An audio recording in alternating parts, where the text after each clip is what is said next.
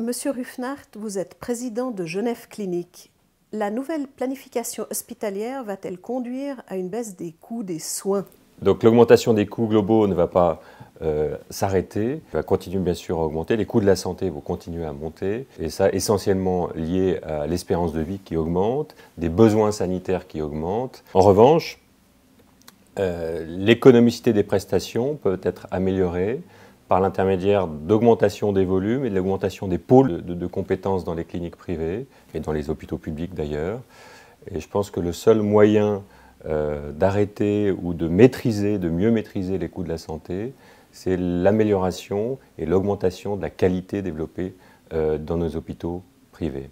Malheureusement, à l'heure actuelle, on est plus sur des politiques court terme où les politiques qui souhaitent avoir une meilleure maîtrise des coûts de la santé ont un levier qui est le tarif. Et le tarif a un effet pervers, c'est-à-dire qu'en diminuant les tarifs des prestations, on diminue la capacité d'investir des acteurs privés et des hôpitaux, ce qui fait que la qualité baisse à terme.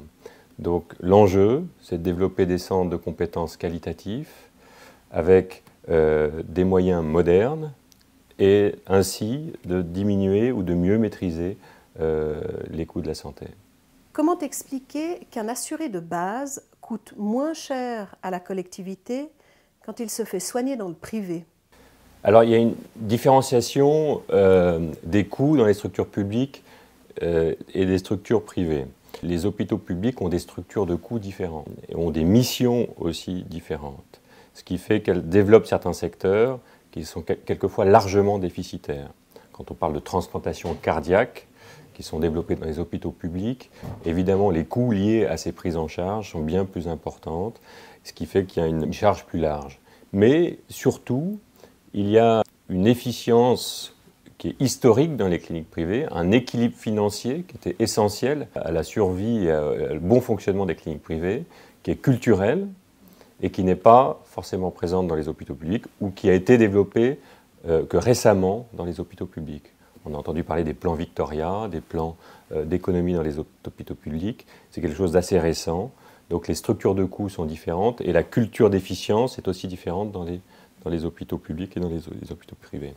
Ce qui fait que les prix à la fin qui sont basés sur les coûts sont plus bas dans les cliniques privées. La spécialisation qui se dessine pour les cliniques privées est-elle positive? C'est un enjeu majeur. Une fois de plus, le développement de ces pôles de compétences et qui a été aussi aidé par la nouvelle planification hospitalière, du moins les assurés de base ont pu accéder dans le cadre d'hospitalisation aux cliniques privées, ce qui a permis d'augmenter les volumes dans certains pôles de compétences de cliniques. Et aujourd'hui, un des indicateurs de qualité pour les hôpitaux est le volume de patients qu'il peut accueillir dans telle ou telle spécialité. La grande force aujourd'hui de ces hôpitaux qui se spécialisent de plus en plus, qui ne sont plus des cliniques généralistes, mais des hôpitaux spécialisés, c'est la grande tendance des années à venir, va permettre une amélioration constante de la qualité. Le volume n'est pas le seul élément, le seul critère qualitatif, il y a d'autres paramètres qui définissent la qualité d'une prestation. Il y a la qualité du traitement, la manière de soigner les patients et les résultats liés au traitement qui a été choisi et déterminé. Mais les pôles de compétences, bien sûr, avec une approche multidisciplinaire, qui est quelque chose aussi de très nouveau et de très novateur, notamment dans le secteur de l'oncologie, le traitement du cancer aujourd'hui, qui doit avoir une approche multidisciplinaire, ce qui est développé beaucoup dans les cliniques privées. Aujourd'hui, le traitement du cancer nécessite notamment un certain nombre de spécialistes, un oncologue, un chirurgien, un nucléariste, un radiologue.